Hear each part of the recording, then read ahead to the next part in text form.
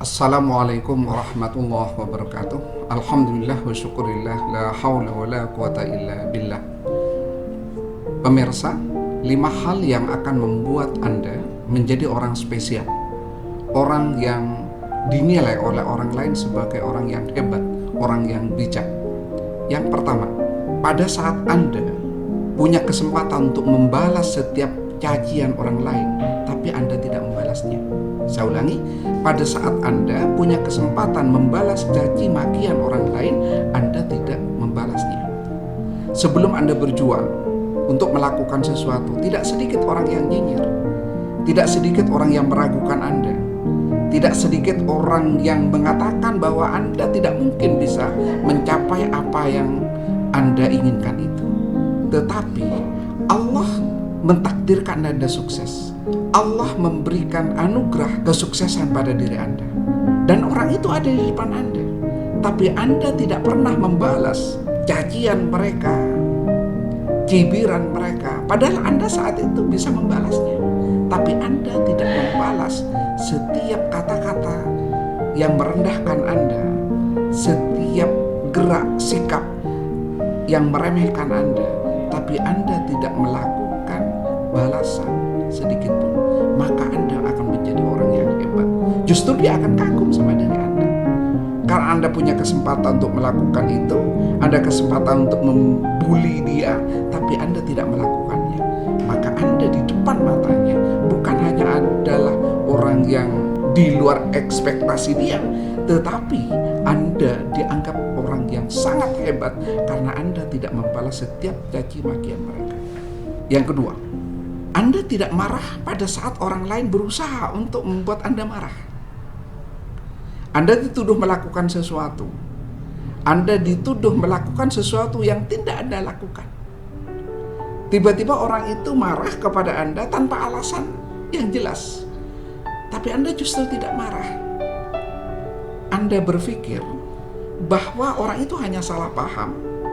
Anda berpikir bahwa mungkin orang itu sedang bad mood dan lain sebagainya. Tapi yang jelas Anda tidak marah walaupun dia membuat Anda marah.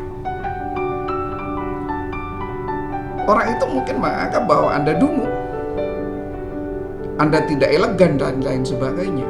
Tapi jauh di dalam batinnya dia merasa kagum pada diri Anda karena Anda tidak marah pada saat dia melakukan sesuatu yang salah. Contoh, Anda naik sepeda motor, tiba-tiba ditabrak dari belakang dan dia tiba-tiba menyalahkan Anda. Anda justru minta maaf karena kejadian itu.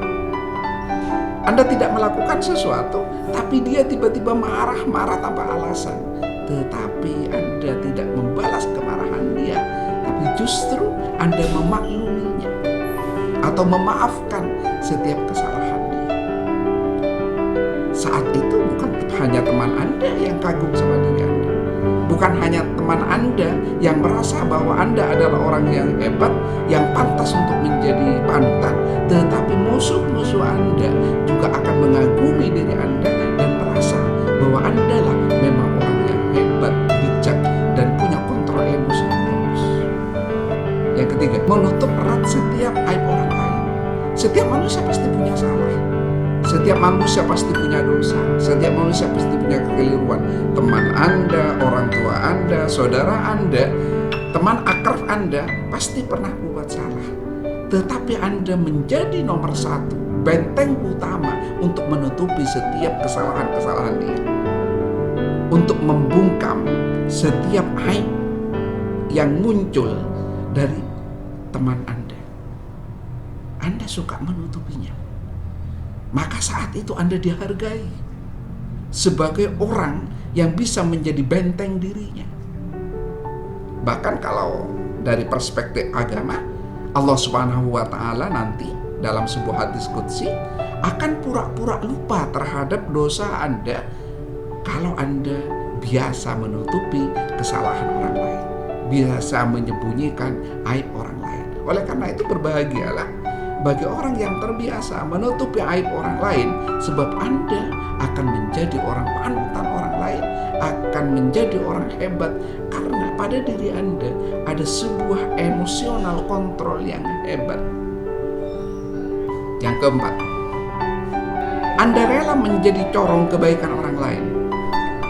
Anda rela mempromosikan setiap kebaikan-kebaikan orang lain. Bagaimana caranya? Kalau ada temannya Anda memiliki kelebihan, maka Anda selalu menceritakan kelebihan itu kepada orang lain.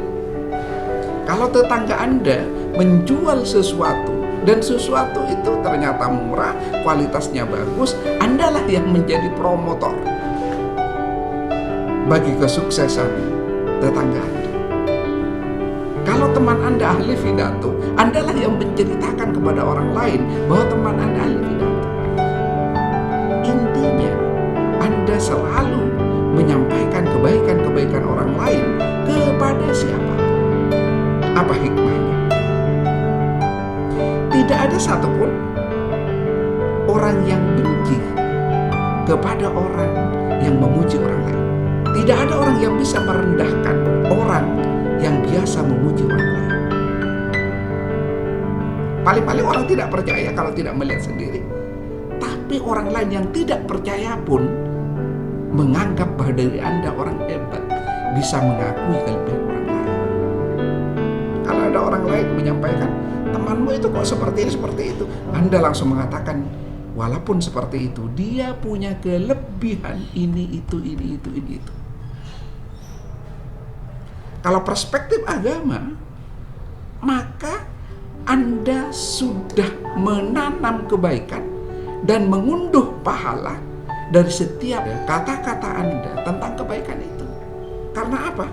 Yang pertama, Anda membuat orang lain yang objek tersebut senang.